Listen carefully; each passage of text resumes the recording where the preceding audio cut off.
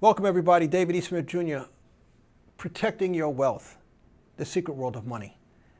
I am here today to give you segment one of our program regarding protecting your wealth and how to protect your wealth. And I have a guest today, and it's our guest that will be with us for a long time, one with plenty of knowledge, Fred Dashevsky, and he is with U.S. Coin Capital. And he is an individual that is a numismatist as well, and he can tell you about money. And so you'll learn not only how to understand money, but you'll also understand how to protect your wealth. So what we're going to do is we're going to jump right into it. As you can see, Fred is with us right now. Thank you for joining us, Fred. How are you? I'm doing well. Great to be with you again. Wonderful, wonderful. So we're getting started, and this segment is about protecting our wealth. So when we talk about protecting our wealth, the question becomes, if you could just tell people, why buy gold and silver coins right now is kind of a broad question. So let's maybe back it up a little bit and ask this question, because people want to understand a little bit more about money. The Federal Reserve had just raised interest rates. So the question becomes, because we always talk about buying gold and silver, but what does that do to precious metals? Well, sure. So that's a lot to unpack. And basically, I think the question comes down to, why does anybody need to protect their wealth in the first place? Mm-hmm. Right. So it comes down to the problem that the monetary system we use now, which are the paper notes that we all use on a daily basis. And again, most people will probably do things like use their credit cards or things or Apple Pay or whatever they use to actually conduct their commerce. But in the end, what we're doing is we're using a basis of money, which we refer to as Federal Reserve notes, because they're notes issued by the Federal Reserve Bank. The Federal Reserve Bank, a private group, consolidation group of large international bankers that have taken over the issue of money in the United States. They've owned that product service since 1913. And they produce a product that we refer to as the Federal Reserve note, the common cash that we spend.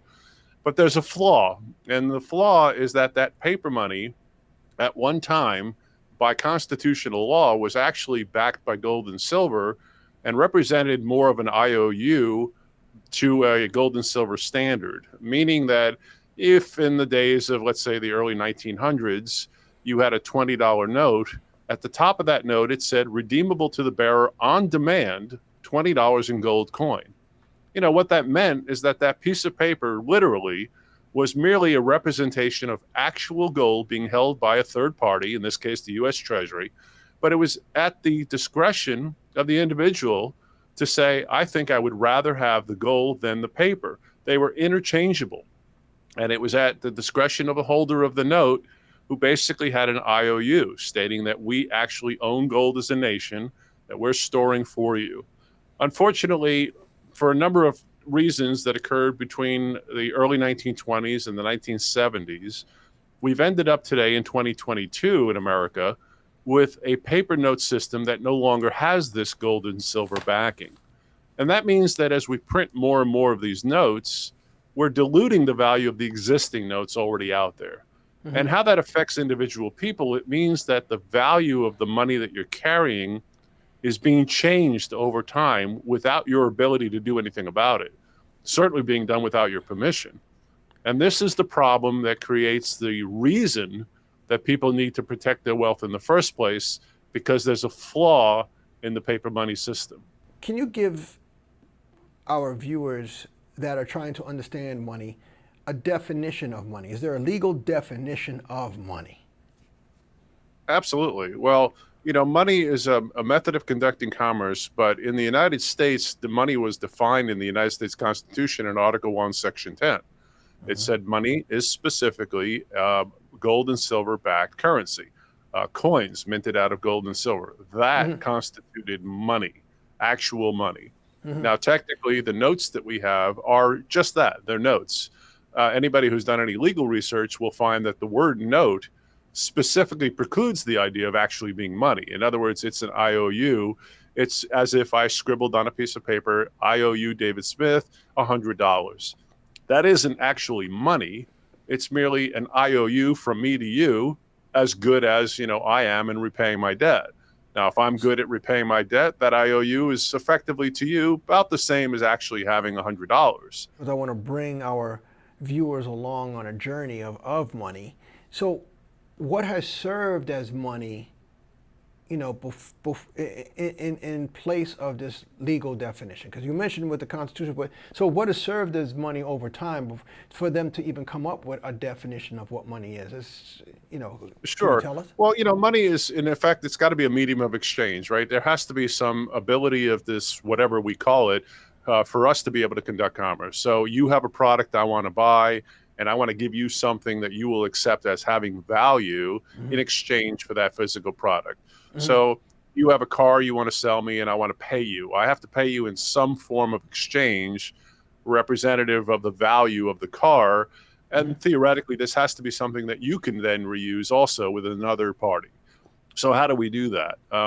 Prior to America's existence, countries before us, going back into the centuries, gold and silver have been used as money for 6,000 or 7,000 years. But there were times where things like seashells were used as money. Tally sticks were used as money. The kings of Great Britain at one point would measure the distance between their thumb and their elbow, and they would make a stick, and that stick would represent money. And you would have things signed by a king with the king's stamp that would represent money. So what has been used as money has evolved, and traditionally the best forms of money are something that no one party can gain control over, something somehow evenly distributed amongst the general populace. The reason gold and silver have always been used as money is because they have certain properties that are really interesting. They don't deteriorate. You can hold gold for thousands of years and nothing changes. You can cut it into 100 pieces, and each of the 100 pieces is equal to the whole put back together again. And it can be reassembled and taken apart in any quantity, anytime you want, without any loss. Now, gold and silver are also transportable. You can carry gold and silver around from one place to another. So it has these interesting properties. Now, in the modern era, we've also learned that gold also has some very interesting scientific properties. It's a great conductor of electricity. It's malleable. It can be made into jewelry. There's lots of interesting things. Gold is used and silver in all the types of electronics that we currently use in everyday life these days. So it has lots of uses, and it's very difficult to mine. It's not easy. You can't just stick a shovel in the dirt in your backyard and find gold. There's a limited number of places you can mine gold. It's very expensive to mine it. It has to be refined. It's a whole process. So it meets the qualifications of money quite well because, again, it's transferable, it's portable, it doesn't deteriorate, it's hard to come by, and it is a rare commodity. So it's had value for thousands and thousands of years. Although, again, many other things at some point or another in history have been used as money, including in the early Americas where we traded with the natives with stuff like seashells, wampum, which was seashells. Well, if I'm going to, before I get into the comparison of a dollar and a coin, a precious metal, so then can you tell us what is a dollar and how a dollar has been fixed to the amount that has been given? Well, dollar by definition is like a quantity. I think the best way to look at a dollar is to think of it in terms of, let's say, like you would a gallon. So if you went to a supermarket, you don't buy a gallon, you buy a gallon of something. A gallon of orange juice, a gallon of milk, a gallon of water. The gallon is a weight, but it's a weight of something. In the same sense, a dollar is a representation. It is a dollar of something. What is it a dollar of? Well, by definition in the United States, a dollar is 3/4 of an ounce of silver. That's an actual dollar. If it isn't made of 3/4 of an ounce of silver, 0.77 ounces, then it's not a dollar. That's why we call these things notes, and they're careful to use that note word because this way they don't cross over the technical problem of trying to call something a dollar that really isn't. Although they say $1 at the top of the note as well, it is well understood. These do not represent dollars in the same original term that the word was used in the original Constitution. So talking about the Constitution, there was a coinage act that I guess helped to propel the use of gold and silver coins? That's correct. So can you explain to the people what the Coinage Act was and how did it play a part Well, in the idea fixing? that it's a pretty straightforward idea. So we have a new country. We've separated from England in the 1770s. We have our Revolutionary War. The war is over. We've now won. We are now completely separate. We're no longer under the auspices of the British Empire, but we now have to create our own system of money. So what we wanted to do was to establish a method of conducting commerce that the public could understand and that would protect the public from influences by either politicians or bankers in the future. And the founding fathers, when they started to delineate the rules and the constitutional requirements for what our nation would be built upon, also gave a tremendous amount of thought to the system of money that we would use. And they were very careful about that because they were kind of concerned that in the future, when they couldn't see what would happen decades or hundreds of years in the future, they were worried that bankers or politicians might influence what was happening within the country if the politicians or bankers actually controlled the system of money.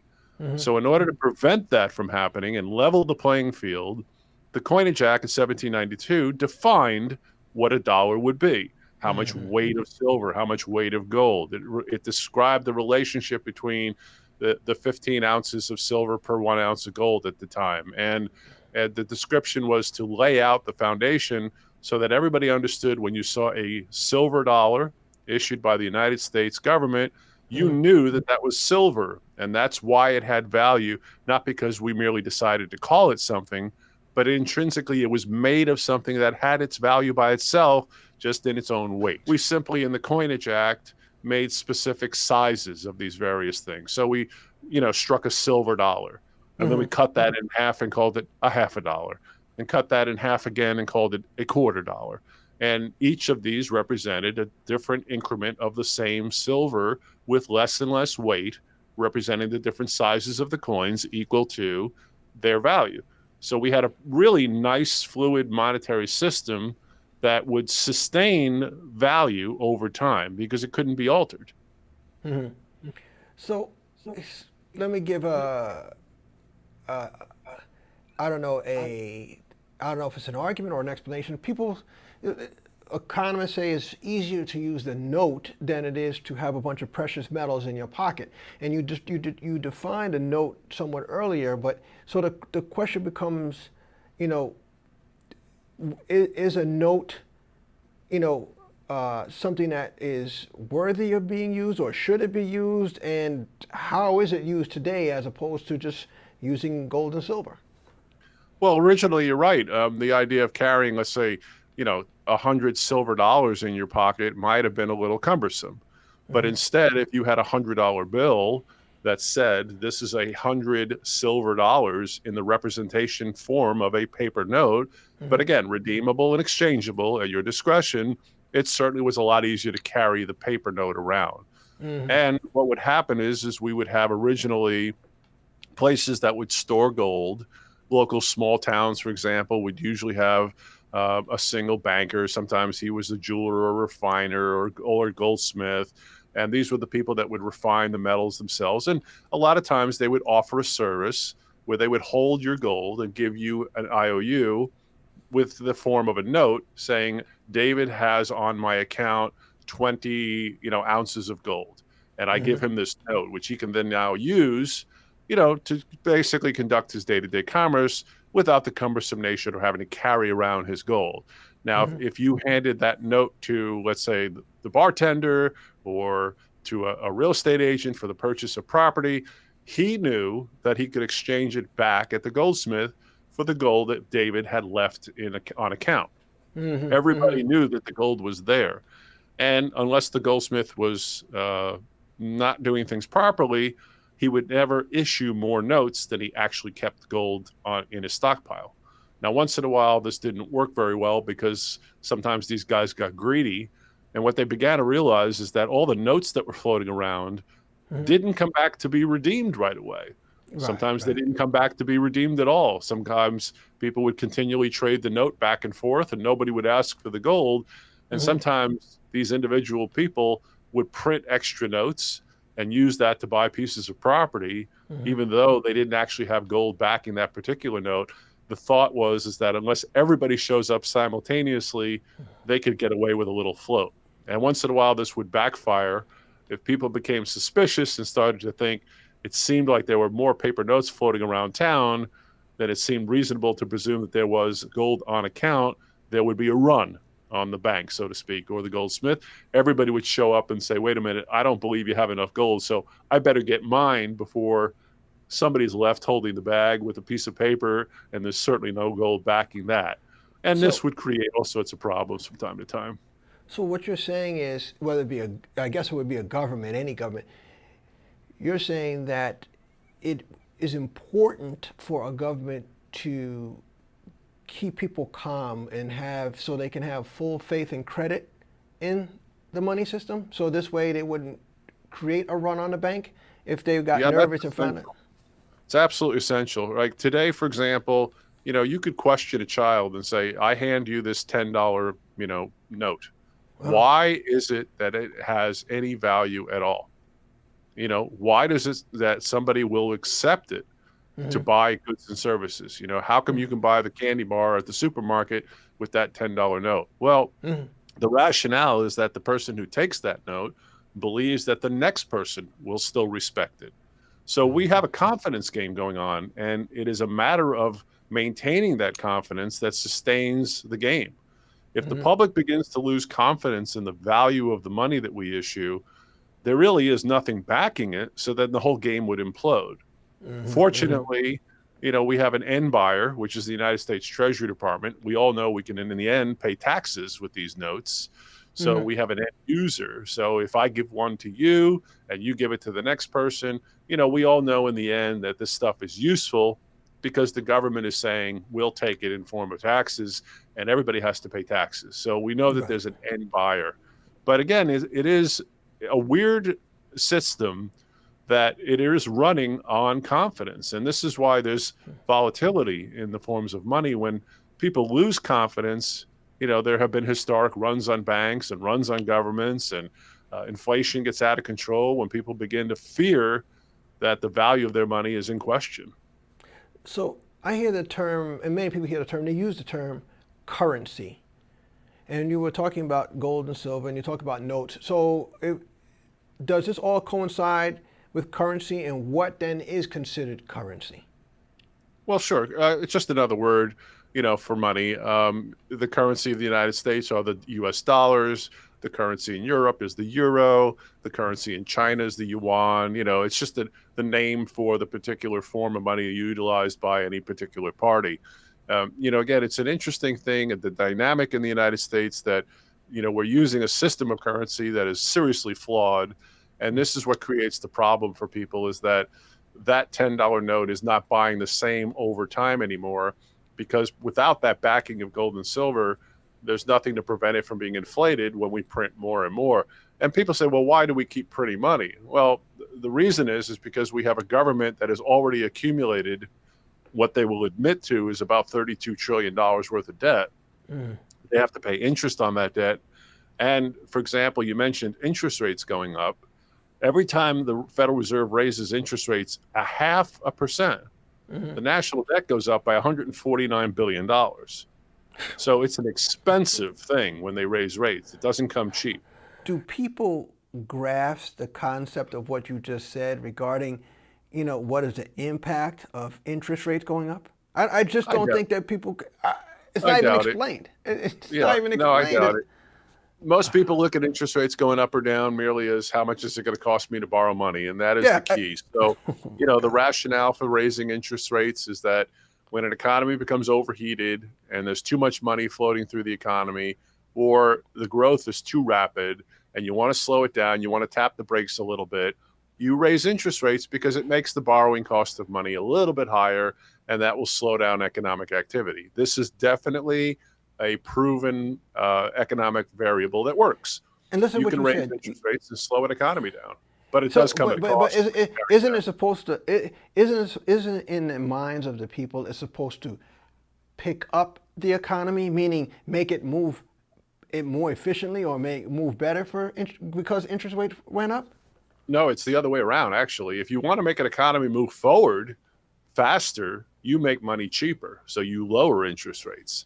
The problem is the Fed cannot lower interest rates right now because in the course of events, when our economy has slowed down for several reasons, we can go back to the pandemic, we can go back to the Bush administration's expenditures that were so extraordinary that we're paying massive amounts of money on the money they spent then that carried over. What you end up with is a system where you've already lowered rates several times in the past few years to try to move the slowing economy forward. But simultaneously, we were also creating an awful lot of money because when the economy slowed down, we couldn't lower interest rates any more than near zero. And that didn't have the impact that they wanted. It wasn't enough stimulus to move the economic environment. So on top of that, they also printed additional money, sent out stimulus checks to the American public, and the government began to deficit spend at a record pace in efforts to try to move the economy forward. The Federal Reserve instituted all sorts of interesting gimmicks, including what was called quantitative easing. And all of these methods were ways of trying to push money into the economy at a lower cost to the general public to move it forward. There was some success in doing that, but now we flooded the market with all this cheap money and have to suck some of it back up. That's why they have to start raising rates now, because the result of printing all this cheap money is, yes, you have moved the economy forward, but you've also inflated the value of money, which means costs will start to go up. And this is what people anecdotally experience in their day-to-day life. They see this. It's right in their face. The cost of gas is going up. The cost of food is going up. The cost of labor is going up. Everything you buy at the stores is costing more than it was a year or two ago. And the reason is because the value of the money has changed. So now raising rates is the last resort that the Fed has to try to fight back inflation, but it has to try to do that without choking the economy that is already very tenuous. And this is a very difficult little game that the Fed has got to try to play. How do you create that soft landing? Raise rates enough to fight back inflation, but don't raise them too much to send the economy into a recession. I don't think the Fed can pull it off, but we'll see. We thank you very much for joining us for this segment here on protecting your wealth. And this is for people to understand money. Feel free to give us a call. Our toll-free number is 800-878-2646. Be happy to talk with people that have money that they're concerned about, how to make sure that they preserve the value of money that they've worked hard to earn. All right. Thank you very much, Fred. And we will catch up with segment 2.